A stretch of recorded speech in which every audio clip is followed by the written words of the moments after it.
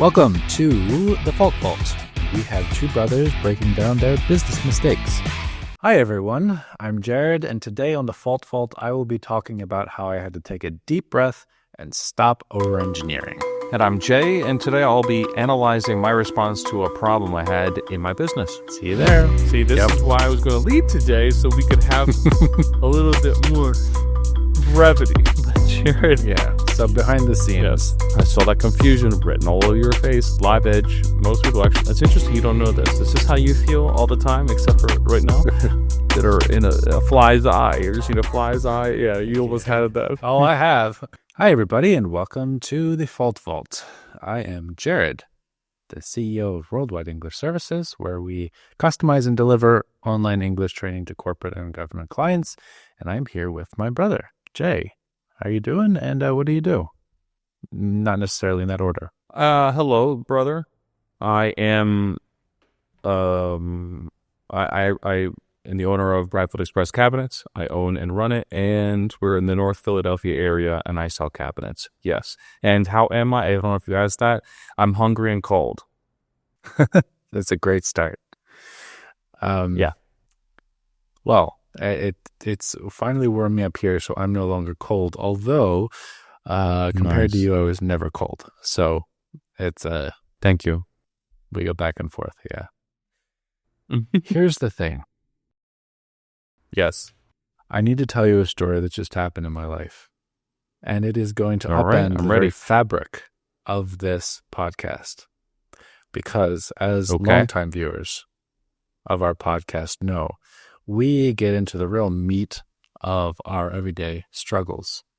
And then at the end, we have a sponsor who are the reasons why we're able to keep this ship afloat. I'm going to tell you a story. Okay. And actually, I'm going to bring our sponsor all the way up to the front of the show right here.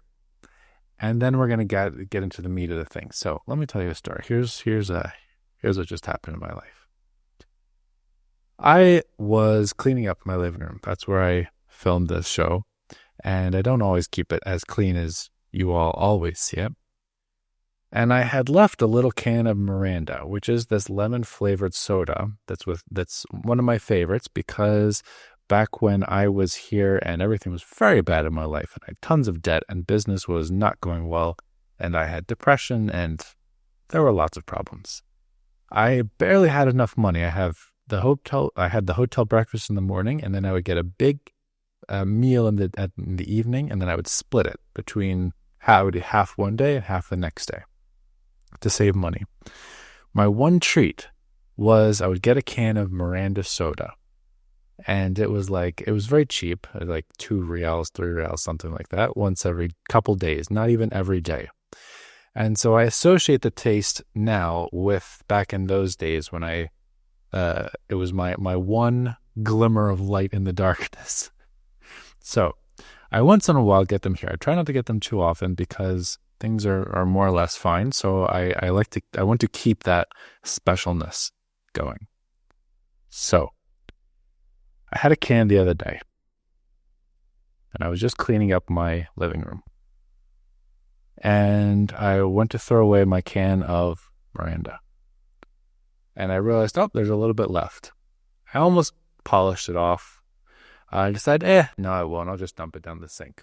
So I dump it down the sink and look down, and to my shock and horror, I find a very large, very still alive house fly, wiggling around. I was hoping you weren't going to say cockroach. No. Only slightly better, to be honest. No, it's way better still, but yeah.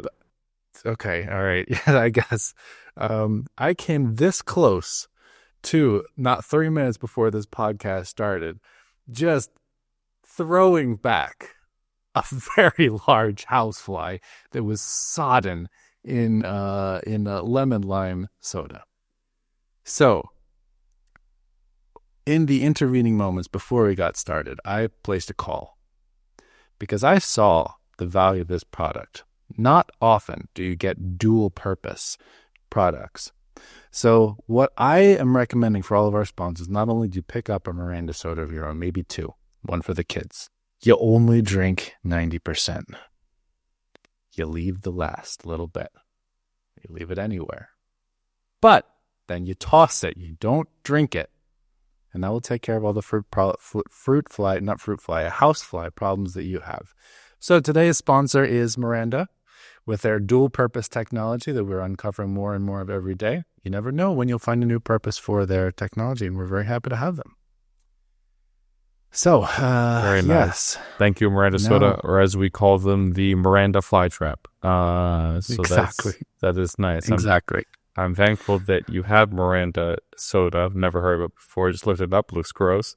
Thankfully you had the Miranda Soda before. Yeah. Yes. So, you know, yes. So that was our podcast for today. Thank you, everybody, for watching, and we'll see you next week. But it feels like more of an Instagram video so far. The funny thing is, I just got back from picking up cabinets to talk about actual work. I'm not just drinking nearly. I don't even know what that gross word means. Experiences. Yes. And I was listening on the way back because I was like, oh, God, we're going to do a podcast thing. And it's not always easy for me to do these. It's not whatever, because I have a high standard for them and we don't often meet my standard. And so that creates an uncomfortable association with it. And to be honest, and I listened to the last one that was uploaded, which was just a little while ago, and it was on, actually it's quite recent, but it was 42 minutes. And so I got to listen to, thankfully, I did notice two things. One is that my brother, we're having a conversation. It feels like we're talking a little too much to the audience and not to each other. You have a nice, soothing voice, and especially that because the energy was low because of me. And so you did 93% of the talking. And so it was nice. I was like, this is nice to hear all this stuff going on. And that was the only point I had. There was no other point. I forget why. I don't know why I said two things.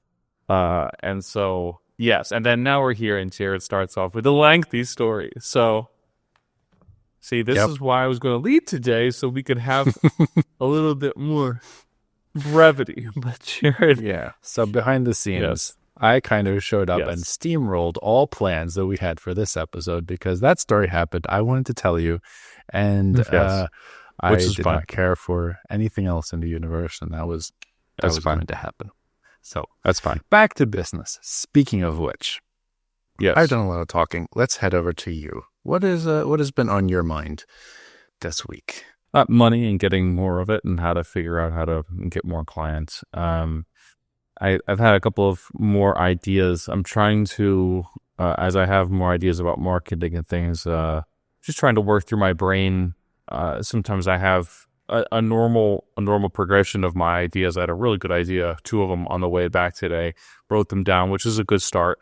And I wrote them down, and I was like, the problem with these ideas is that they go from a good idea, and then I go back from that as I spend more time with it. And so I say, yeah, but I need to do this first, I need to do this first, and I need to do this first, and that still thing is blocking me. And so then I don't do it because I can't do the top thing unless I do the whole thing that builds up to it. And so just another reminder that I feel like I'm waiting for like a jumping off moment. And I don't think I've said this before, but it feels like it's coming soon when I open up the flood gates and I start really talking about my business besides in this podcast. And that feels, I don't know why I have that so built up. It's this whole big thing. And it feels like once I start, I cannot stop. Once I start, I have to, like, a whole bunch of things are going to happen. Really, the thing is probably going to happen, most likely to happen, and nothing will happen, or very little will happen. Because that's what happens when we start building context around something in the minds of our friends and audiences, warm and cold. So anyway, I'm just trying to stay in the game, trying to keep my feet. I did some good work yesterday. I've been focused. Just try to stay in it and push forward. Got a really nice Google review a couple of days ago from a client that was really nice. Those are always really good to hear. Another one's coming. So those things are nice. A project, I got pictures back from a project that went really well. They just took it and went with it, they just did the cabinets last week, and they were installed in a day or two, and it looks amazing. So they did a really good job. It's a really cool basement thing. There's a whole bunch of cabinets, and then a couple of wall cabinets sitting on top with live edge wood shelves. Do you want live edge, Jared? I'm waiting for you to finish talking so I can ask exactly that question. I saw that confusion written all over your face. Live edge. Most people actually. It's interesting you don't know this. Is this how you feel all the time, except for right now? Live edge is when it's like an uncut. It's like the outside of the tree. You can see the outside of the tree. It's like there's no bark on it, but it's basically where the outside of the tree, instead of being planed, I guess would be the word, or milled, so it'd be perfect boards, cutting out all that stuff. One side is the outside of a tree, whatever you call that. And so that they're really they're thinner. But it's really nice. I was like, this is amazing. So I want to put it on social. Anyway, let me say what mine is today, because I just have a small one today. It was with this job. Oh, okay. Can I interrupt you real quick? I have one small question about that. When you talk about how you have a good idea and then you work backwards, I have to do this, I have to do that, I have to do the other thing before I can start with a good idea, and this is blocking it. Would you say that those are valid, actual things that need to be done, or are they excuses, reasons why once you've already got the dopamine hit of having had the good idea, you don't need to actually follow through, or you don't want to follow through or put in the work on it? Or is it a mix of the two? Do you have a way of telling the difference between the two? What do you think? I don't enjoy having ideas for the dopamine rush anymore. I've long since gotten over that, because the secondary part of either this, I start to think about the actual work that it will take, and that is then especially if I'm not in a good place and my pain tolerance and uncomfortable tolerance is not high, it's fine right now, so I don't mind to think about the process. But sometimes I'll be like, that's just too much inconvenience and discomfort, and then I have a negative association with the ideas, because the ideas are only going to give me this realization that I'm not confident enough to execute that idea. I do think that it is reality that I need to have a base before I do the other stuff. I think it's not full reality. It's not like the things won't make sense at all or won't work at all. It's just not nowhere near optimal. I think it would be better if I post a couple of things about the business before talking about the fact that I'm recycling my styrofoam that I get a bunch of with the packaging of the cabinet. Before I do a post on that and offer for the community, if you want to drop things off every Saturday, I should probably say what my business is. Before I post about another local business that's doing something or something in the community, I should probably post about my business. Before I talk about a new color coming out, I should say what exactly I'm doing over here. And so I think it is realistic. It's just that I just need to do that. And it's just crazy that I don't, or I haven't for the most part. So yeah, I think it's a little bit of both, but I think it's a legit concern that my subconscious has, or my mind has, whatever. Fair enough. Yeah. Cool. All right. Yeah. On to the fault of the week. Go for it. Yeah, this is a real quick one. I was going to mix in two, but the other one isn't fully formulated. Let me just do a quick one. This is just, I've realized that when something that is undesirable happens, Jared, that I have to, I'm correcting myself and think I may have talked about this before. I apologize. It's something I'm still working through. So then it's just a reminder if I have talked about this. I have two reactions. I can either feel the gravity or the real and hypothetical of the undesirable thing that happened, or I can focus completely on the solution and minimize it by keeping that negative thing in perspective and realizing that it's not a huge deal. So, for example, I just had this happen where I had a cabinet door that I didn't really like. It wasn't fully damaged. Most people probably wouldn't have recognized it. I didn't like it. It wasn't. If you looked at it at certain angles, there was some damage to it. Not damage, imperfections, let's say. And so I told the client, I was like, I'm going to get a new door for this. Then I go to my company, where I'm about to send it to my company, like the actual, because it all happened quickly, so I didn't even have time to submit the request. So I go to my company, and I realize I don't have the box anymore because I packaged the cabinets back in their boxes to a certain kind of. And so I didn't have that. I need the label, because then my company need this name. They need the label to be able to get credit for things or to get sent a new thing. So I realized I didn't have that, and so then I asked the client, and they didn't have the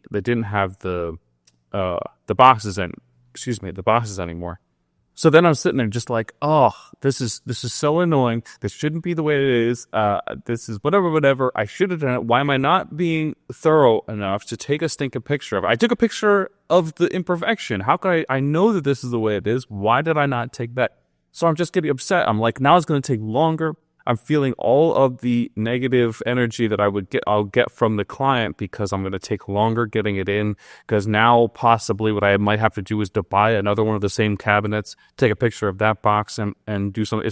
It's lying, but it's not dishonest, because I'm just getting the same exact result, but what am I supposed to do? The box doesn't exist anymore.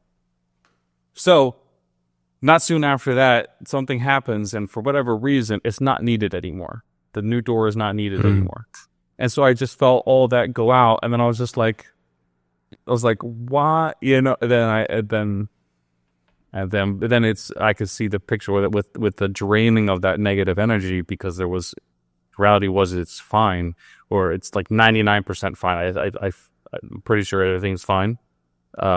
Then I was like, okay. So then I was like, I didn't have to have that reaction. I didn't have to feel that potential negative response from the client and from my company that I may be fighting with them, all that stuff. But I felt all that in the moment, and I was annoyed and angry and felt powerless and dumb. I didn't have to feel all that. I could have just gone, well, how am I going to do this? And if I can't do this, let me just wait and think about it, or figure out a solution, or talk to this person, be honest with this person, figure it out. It's not a big deal to the business. The worst thing that happens is it's going to take a little longer. They have a fully functioning cabinet. Everything is good. And so that's mine for today. So next time something like that comes up, I need to pick the other option. That's mine for today. And be cool as a cucumber. Yeah, we'll see. There you Hopefully go. I'm not That's a super good one, hungry and tired. And cold. Yeah. Mm-hmm. How about you? Yeah, How about you, Jared? Okay, how about me? We are in the middle of doing a course for a client here. It's an in-person course. I might have talked about this. I think we did. have. Yes, we have. Cool. We have some context. We do. One thing I noticed today, we had our 4th course, class of the course. Mm-hmm. So that marks the halfway point. We have 2 more weeks to go. And one thing I noticed today is that I've let things get chaotic. So the teacher I found is lovely. She is hardworking. She's very kind, personable, a lot of really good qualities. She's not very experienced, however, and even her English skills, I wish they were better. So I hired her as the best option, but also the one that was most willing to jump in, because she didn't have a lot of experience and she was happy to take the opportunity. And because of her lack of experience, I've been helping her with everything. So I've taken part in the classes. We've basically been co-teaching the classes. And I've been doing a lot to coach her through how to design the lessons, what activities to use, how to use activities, how to run activities. I've helped with activities. After the class, we have our class in the morning, then we have lunch, and then we have the class in the afternoon. So through lunch, we talk through everything that happened. And I've noticed that because I'm so hands-on, so tactical in my approach, as all the cool business people say, I have to say tactical or strategic, and I will, don't worry. So because I'm getting very, very tactical, I am letting things get chaotic because I'm saying, all right, I saw this. We need to fix this. Okay, great. We fixed this. All right, now we need to fix this next point. Great. I saw these couple students over here acting a little bit strangely. So what we can do to fix that is this. And then, all right, great. We had that. Their L&D director gave us this comment. Okay, so we'll modify things a little bit this way. And so we're just very in the weeds and very chaotic. So the lessons are going well. The students are learning. It's interesting for me. I'm kind of enjoying it, actually. It's good for her. We're making money. But I realized today that I was just feeling a little bit frenetic, or like mentally hyperventilating, I guess would be a good way to put it. And we were talking with the L&D director, and he had some input. And I was thinking about how to add that in, and I was like, wait a second. I have stuff for her to add in. She has stuff herself to add in. He has stuff to add in. We're already kind of like, we don't have a good game plan for the whole thing. And so this is just going to like jumble everything up even more. And so I realized that, well, first of all, I know this is my tendency. Because I like to actually do a lot of quick iterations. You and I are very different in this regard. Like, I have an idea, like I don't like having ideas late at night because I can't go do them. When I have an idea, I start doing it like right then, just to see if it works, because I like it. It makes sense to me. So let's see what can happen. Or I'll start reading about it or planning something like that, but I'll start executing it almost immediately most of the time. And so here we have this case where all of my energy towards, we need more clients, we need to have great courses, which is what we've been talking about more. All of this needs to happen. And so I'm taking all of that energy and pouring it all into this little container that is not big enough to hold it all. And that's been the result. So we talked again tonight. We also have lots of WhatsApp conversations, planning. So we talked tonight, and I asked her to put together basically a 2-week plan for the last 2 weeks of the course that we can stick to, so we can have an overall view, a strategy of what's going on. Something I should have done at the beginning for the entire course. Our first lesson, we had no time to plan. It was just like, we just needed to get it out and survive the first lesson. But as soon as we did that, I should have said, great, now what's our plan for the next 3.5 weeks? And I took everything very well. I already described how I took everything. So that was a good lesson for me. I had a little bit of a panic because I was doing what you were described and getting lost in the moment of like, oh no, I screwed all this up. Now nobody's ever going to want to work with us again. Should have been so much better. I could have fixed all these problems in the beginning. But I took a step back. So, okay, it's okay. We're still better than the competition. They still came to us because the competition screwed up. We still have 2 weeks to make things smooth and make them like us. If nothing else, they see how involved I am and how committed I am to trying to make this a really big success for them. That'll be okay. So that is it. That's what I have, what I was thinking about today. Yeah. It's how you kind of said at the end. What I was hearing throughout was that the mistake was a misimplementation of your desire, execution of your desire to make things as good as possible and to have the best outcome, and you're trying to be too good, almost too perfectionist. It would have been much easier if you didn't care that much, because then she would have gone on to do it herself. You would have had much less of a time commitment. You could have had your Sundays back. It may have been decent enough. It may not have been.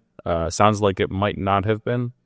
And I feel like that's what most companies, most people would have done. So it sounds like you erred on one side, and it's the side that's better for the client, almost definitely. Unless you're really off track and you're really messing with the sauce too much that it doesn't taste bad now. But as long as it's still functional. So do you think that at this point you've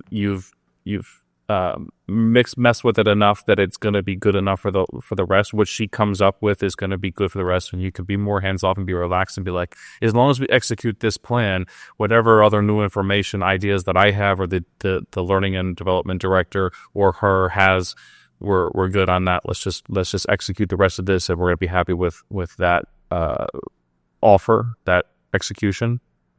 I think so. I also have to keep in mind that it's a 4-week course. We just physically don't have enough time to do everything at the same time all at once. So I think that will be the case. I asked her to come up with a 2-week plan. So that we've been going a lesson at a time. So on Wednesday, she sends me the lesson plan for Thursday, and on Saturday, she sends it for Sunday. And so I said, all right, here, send me a 2-week plan, just an overall outline, what our goals are for the rest of it and what we'll be accomplishing in each class, and then the detailed plan for Sunday's classes. And that's what we'll do. Gotcha. Moving on from there, I think. But instead of doing it the day before, doing it for the full rest of the 2 weeks.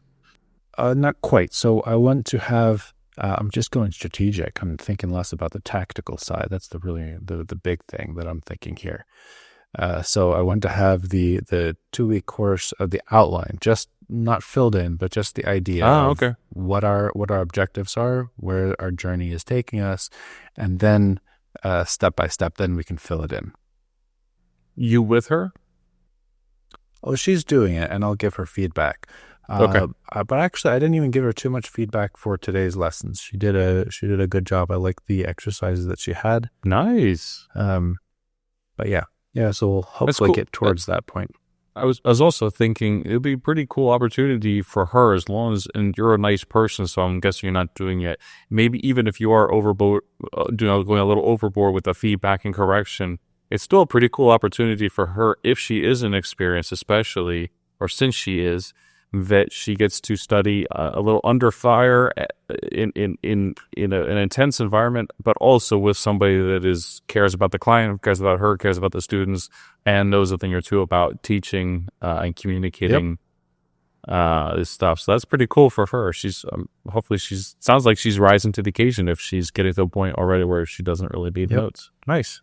She's definitely very invested in it, which is great. And this client says that after Eid, which is the beginning of April, that's a holiday. They have two of their main holidays in the year, and they're in Arabic, it's Eid. This is the first one, which is right after Ramadan. And they're saying they would like to continue and perhaps expand. So ideally what I'd like to have is, since I'll have a longer time for a search, have kind of a head or a lead teacher, hire that person, then have her as a secondary teacher. Nice. And then seeing how we teach the two, how we mix the two. But yeah, that's we'll see how that goes. So I have a little song and dance that I have prepared for all of you on this occasion. I entitle it Click, Click, Click. A dance in 3 parts. Is my quality worse? I think it's about the same. Okay. Oh, I think it is the same. Yeah. Okay. I don't know where they want to, probably at the end of your sentence, kick back in to it. But yes. They'll figure it out. Yep. And, all right. So, yes. I had just one quick update that I wanted to mention before I wrap up. But before I do that, is there anything else? Any other thoughts that you have about her? Yeah, good. Cool. So I've been doing a lot of content creation, which I don't know if I would say I'm enjoying it, but I'm very happy that I'm doing it. Put it that way. Nice. So tonight I recorded a personal video for Instagram. I recorded 2 videos for LinkedIn for the business, and here we are doing this one as well. So it's been a content creation evening. And the interesting thing is I've realized how easy it is, really, especially with the videos for the business. The 2 videos I did today, I went to a conference yesterday here in Riyadh, and I did 2 videos just based on conversations that I had with people. Like, this client asked me this, here is the answer I had. Pretty much just that. And that's super easy to do. And so I try to do 3, 4, 5 of those videos each week. So I'm really enjoying. I'm happy to be finally doing that, and we'll see how it goes. The first couple ones have gone live on LinkedIn, so we're just getting started, and we'll see what the results are. I took a picture of the HR director at this new client. I dressed up real nice. I went to the location. We took a picture, like signing the contract, and I posted that on LinkedIn. Posted a Nice. picture from the conference on LinkedIn. So I'm trying to do a good bit of that. I love making it. sure everybody knows who we are. I love it. For real, that's awesome, and Yeah. that's a great thing that you'll be able to update me and us on here each week or each few weeks. That we can be talking sure. about that stuff. So very sure. cool. That's nice to see. The feedback is nice to. It's not as difficult as we think it is. All that good stuff. Very nice. Absolutely. You did a Cool. great job today. You did a great job today, Jared. I just want to say that. Thank you. Well, you know what it was. It was You- really all you due have a- to our sponsor.